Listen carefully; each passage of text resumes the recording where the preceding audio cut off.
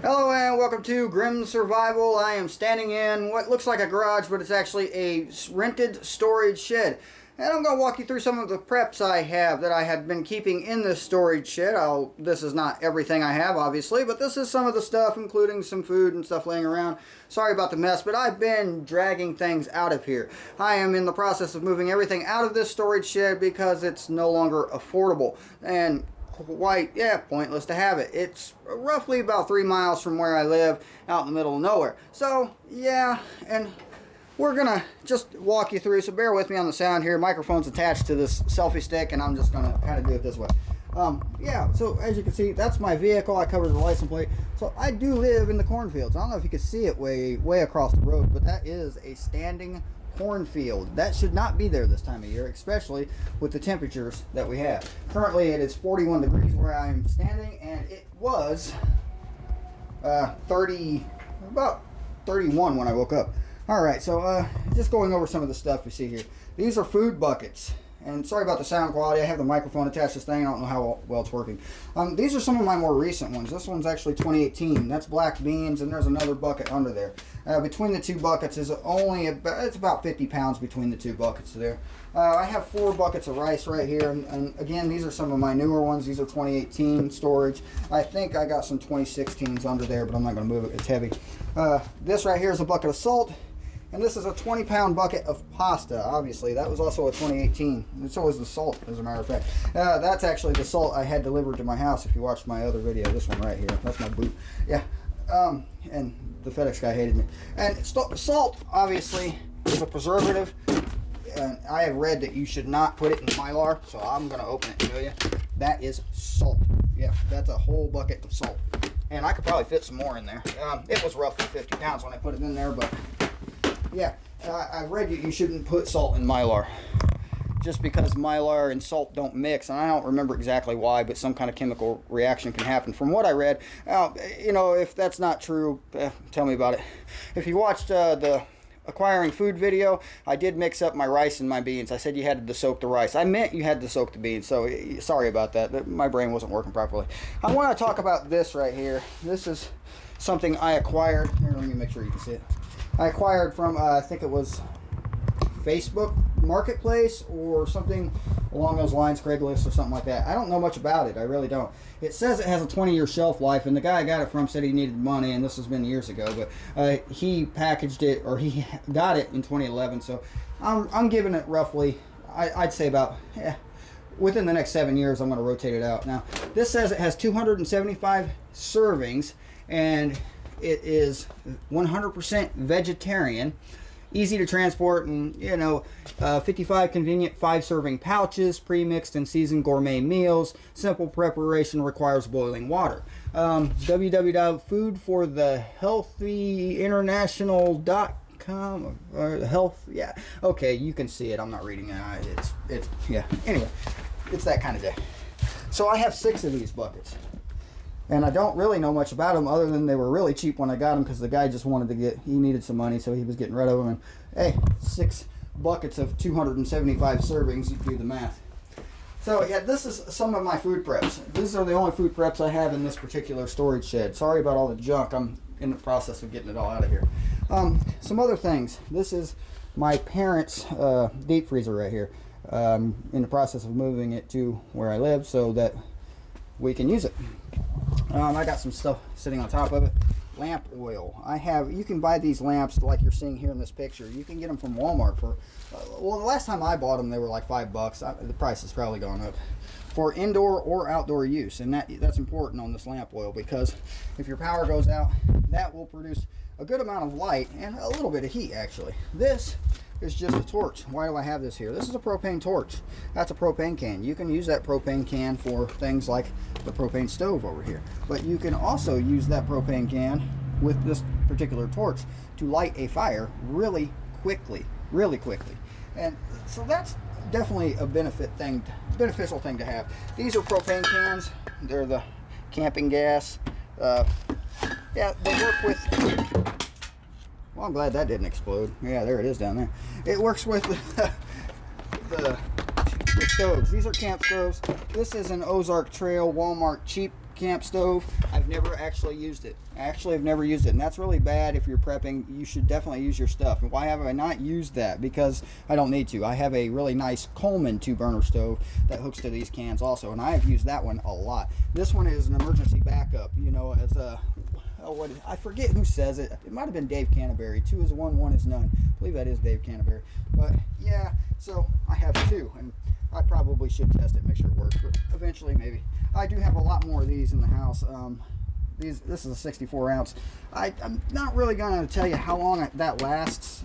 It just really will depend on how much you're burning it, your wick size, if you have it, you know, burning really high, burning really low. Just it'll depend. It really will. That is a big old propane can. Now you can get adapters so that giant propane can will hook in to one of these stoves. You'll just have to be careful on your regulator here to make sure you're not putting too much gas into something as small as this, because then you will have a problem that you don't want to deal with. What that is really good for is that is a turkey fryer. So yeah, it's a turkey fryer, but you can take the big pot next to it. You can fill it with boiling or with water, set it on there, make it boil. You can do all kinds of things with it. Sorry about shaky camera work. I'm holding this with a selfie stick and it's weird.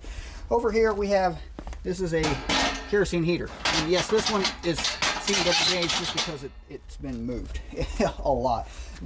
It normally has a metal cage around it for safety purposes, but it kept falling off and it's sitting somewhere either in this shed or the one I'm moving everything to. This is a 5-gallon kerosene can. It's probably got about, it's a little over half full. I have used this thing.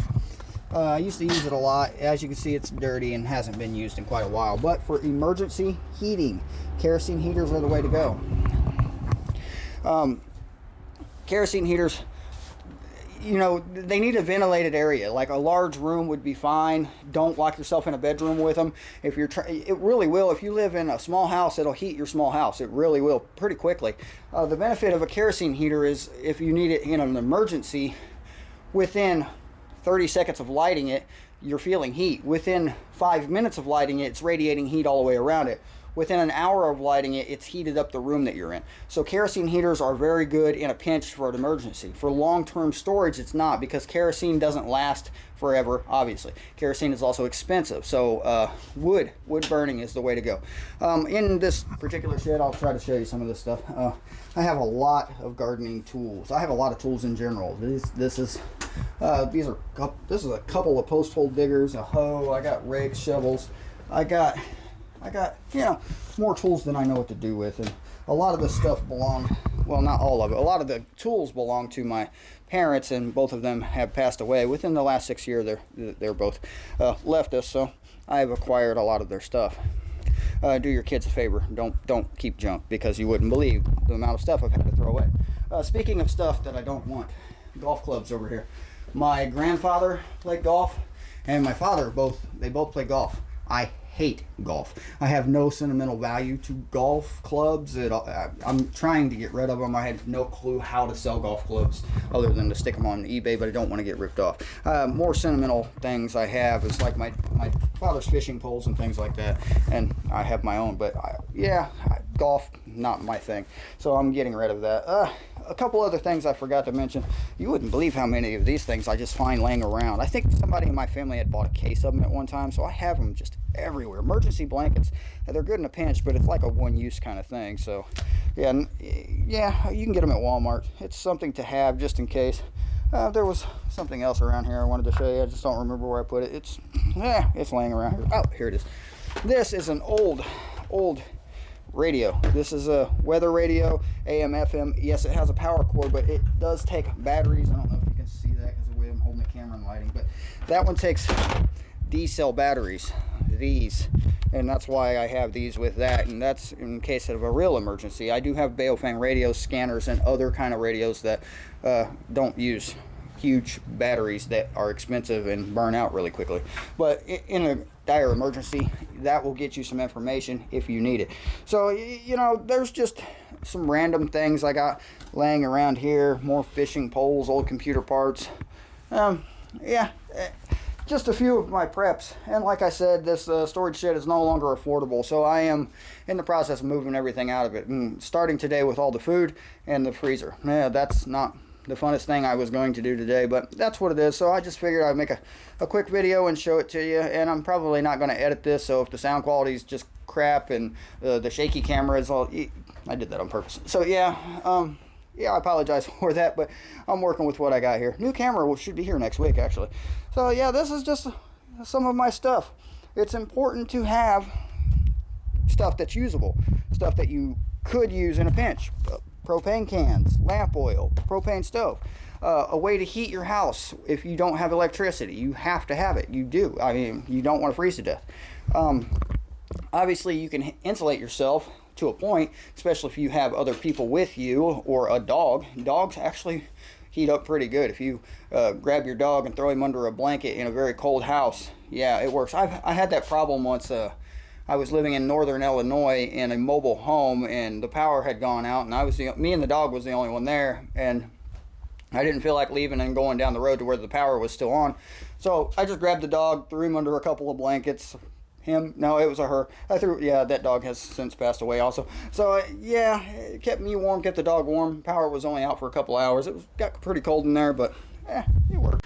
Hey, welcome back. Sorry about that. My phone decided to do something stupid, and now I guess I am editing the video because the end of it got cut off. So I was talking about, you know, these weird things that are sitting over here. They're big, giant tanks of some sort. Not really sure what they are. I'll have to Google it one day.